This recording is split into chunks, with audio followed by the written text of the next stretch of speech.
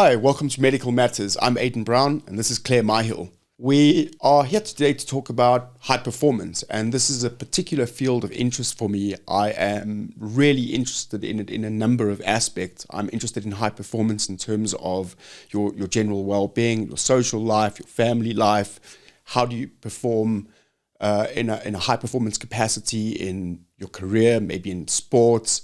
Sports has been a very important one for me. Academics has been a very important one for me. And I guess to some extent, I'm actually now looking to the future in terms of other aspects of my life and how I might perform better or enhance my overall performance.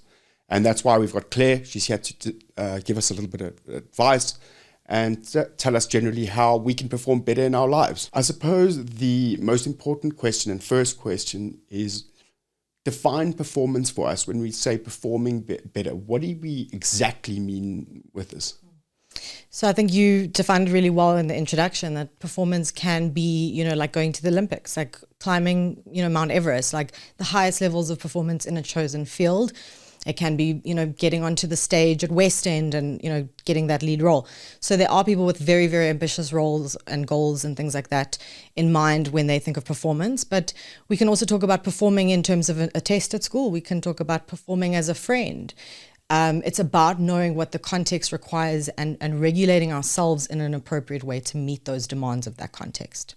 Why do I need to optimize my overall performance? Why is it important to perform better in various aspects of your life?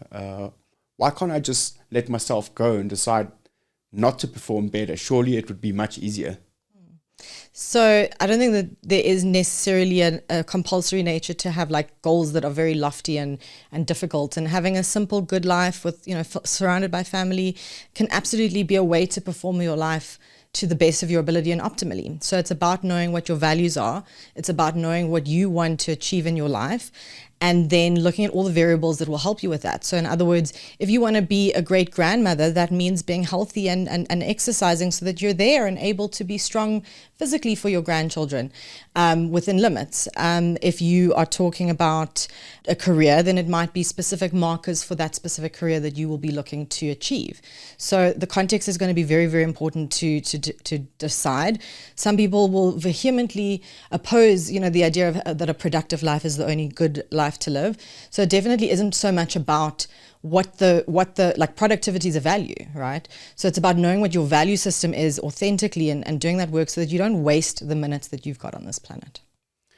So high performance is basically really, something that's customized or optimized to each individual, and you really have to think about what that means to you and maybe to your goals and aspirations in life. It's really personal. Yeah, it's very personal and it's very relative. It doesn't mean that there aren't some principles of like things like motivation and goal setting. And there are, we've done a lot of research in psychology around the different like ways we can approach performance. So it doesn't mean there aren't things we can do to improve whatever it is we're doing, but it does start with us. When it comes to high performance, it can be quite overwhelming. It can be quite easy to kind of break yourself down over time and become anxious or depressed or just completely burnt out. You've spoken about that, I think, on another episode with Matjiu. Knowing and having ambitions and drive is only going to be helpful if we also know how to rest well. There's a lot of research that shows that resilience is actually more about how we rest than it is about how much we can like tough through the very difficult times and the stress and the pressures. So learning our limits, learning our capacity is how we will do it consistently. You might be able to push yourself to your absolute limit for a few weeks, maybe a few months if you are very, very determined and have a lot of willpower, but eventually you're going to run out of energy. So pacing yourself in a similar way to the fact that a car needs to be refilled and needs to go for a service every once in a while, we also need the same. And we need to also learn different types of rest. We can't always, take the middle of the day and go have a nap. So, we can learn to take a rest cognitively. We can learn to, give ourselves a 10-minute break outside and get some fresh air. So there's a lot of different things we need. We need sunlight, we need, oxygen, we need to move. If we live a very static lifestyle as well, that's generally not a very healthy long-term way to go. So we've got to be very conscious of all of those things. What I'm hearing you talk about is incorporating coping mechanisms into your life, but healthy coping mechanisms, obviously not harmful, and ones that are detrimental to everyone around you and yourself. Yeah, I know a lot of high performers who land up working with me. I work in an addiction treatment center, and a lot of them have been very driven, ambitious people who, didn't have limits, and they turned to a substance to make it possible to go on. So whether it's needing more energy, they would find a substance that would give them more energy until they absolutely become dependent on that substance and then crash, or on like sleeping pills to calm you down. So, it's much healthier to learn how to do it in, a way with non-addictive substances without using people to achieve these things, and really just always considering your own limit with yourself and that balance between compassion and accountability. A lot of people have anxiety or a lack of confidence that really hinders or negatively impacts high performance in their lives. What advice would you have for people that suffer from this? I would say that, to be self-conscious is a very human thing. Like, to be aware of your talents and those kind of things will be critical. But at the same time, like you use the word now, kind of related to tasks and focusing on being healthy in that way. We can also be too task focused and self-conscious. Too self-conscious, I mean. So sometimes big temperament, like focus in the moment, actually requires the ability to learn to focus and immerse yourself in the activity that you're performing, as opposed to being too self-conscious. So we want to be task focused and not self-focused. Wow, thank you for that information. I think people can really focus in on some of these little tidbits that you're giving, some great mental health advice. Something that I hear people talk about really often, especially at the highest levels of performance, I must say I like to think that I've experienced it once or twice in my life, is the condition of flow state. And being able to achieve flow state, and what exactly does this mean? So one of the interesting things about what we call attention deficit disorder is that, like, you can't really regulate and filter your experience, but there is something that is called hyperfocus. Hyperfocus is when you completely zone in and almost get lost in something that you are so interested in. So it's a similar thing to that kind of hyperfocus, but anyone can get themselves into a flow state. It's about learning the conditions of, shutting out distractions from the external, environment, being, and training your brain to be completely immersed and focused in the activity through techniques like mindfulness. Mindfulness is a really important performance technique, and it's essentially, it's very complicated. It seems like a simple thing. A lot of people think that they know what it means, but it's actually more about learning to not react to the thoughts and things going on in your head. So it's learning not to react to the crowd, not to react to, your own doubt and fear that's going on inside, and then to keep bringing your focus and your attention back to the task at hand. So a lot of people, when we talk about mindfulness or just being in that kind of zen, in the zone state, that's kind of what we mean, just full focus. Yeah, I think it's more commonly known as being in the zone, and something that, well, if you can achieve it, it's an amazing feeling. And I definitely know a lot of high performers in certain environments, particularly in sports, who achieve this and they become completely addicted to the feeling, and being able to work at that level, in that zone, in that state, actually completely changes their lives, because they're actually quite successful doing what they do. And it's a similar thing to, how maybe that's why with sports people, because it's similar to muscles. If you want to do it and go to gym once and expect to have strength and muscles, it's not going to happen. You've got to do it over time. You've got to practice it. You've got to see your brain as a muscle that you are training, just like anyone in your body. So it does take a lot of time. It's not to say that that's the only kind of element to performance. Like, there's a lot of other stuff around learning to be more, values focused as opposed to being emotionally focused. But maybe we can get back a little bit into that. One of the most important things when it comes to high performance is actually consistency. How do I perform more consistently across my life and in more specific aspects of my life as well? This is a very, very tricky one, and I don't think it's ever going to be a perfect balance for most people, especially when it comes to motivation. A big finding we've got is that it's like the middle that will be a testing factor. So one kind of trick you can also do is define things in a shorter way. So rather than trying to be consistent for an entire year, create shorter, goal points so that you are still able to motivate yourself to those different checkpoints as opposed to the overall goal. The other thing around consistency is that when we, I mentioned a little little bit earlier around like that emotional focus. When we are too focused on basing our behavior on our emotions, that's when we're very likely to be inconsistent, because if you're in a good mood, if you're in a bad mood, if you don't feel like it, if you feel demotivated, that's going to literally determine whether you perform and whether you show up. So when we learn to learn the cost essentially of doing that, of basing our decisions on our emotions, and then conversely learn to base our decisions and our behavior on our values, that's when we get more consistent. I'm pretty sure that any top Olympian, anyone who's achieved incredible things doesn't get out of bed and, find it super exciting to get into a freezing cold pool at 5 a.m.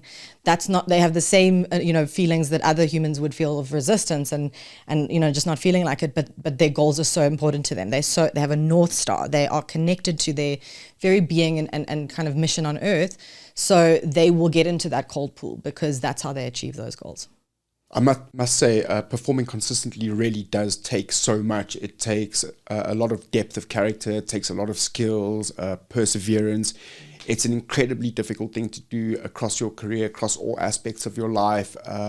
It's even a difficult thing to just get right in one aspect of your life. But I think if people could take some of your advice or do a little bit of research, get a little bit of help in terms of high performance, looking into performing better in various aspects of their lives, I think it can really just completely turn around absolutely anybody's circumstances. But having said that, it obviously does take a lot. It takes a lot of support. I think a lot of people see the final product. They see a lot of messiness, a lot of work, a lot of people around them. People see that, that podium moment and they think that that's like simple, but it's all that stuff that goes into it.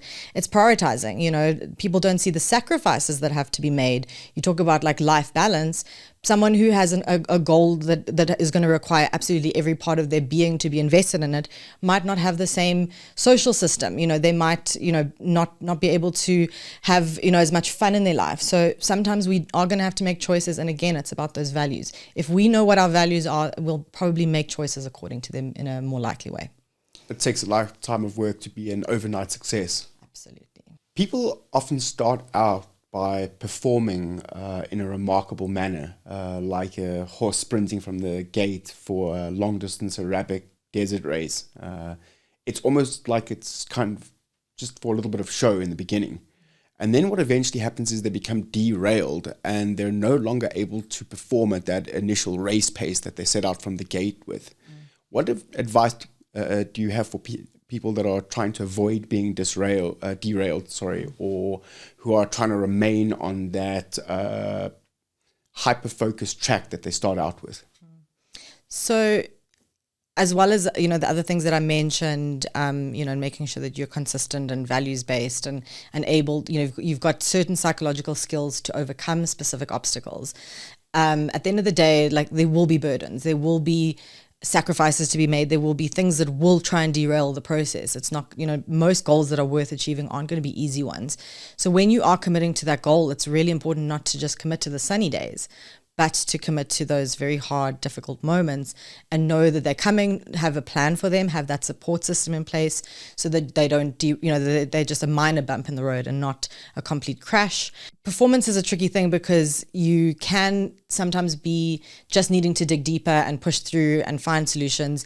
And sometimes there are, challenges with it that will derail things to the point that you need to go and call it a day and go elsewhere. So for example, like somebody in the restaurant business, like if something's not working, they might need to, pivot and go a different direction. So getting that advice, getting that consultation also from your support system to know when to actually let it go is a really important thing.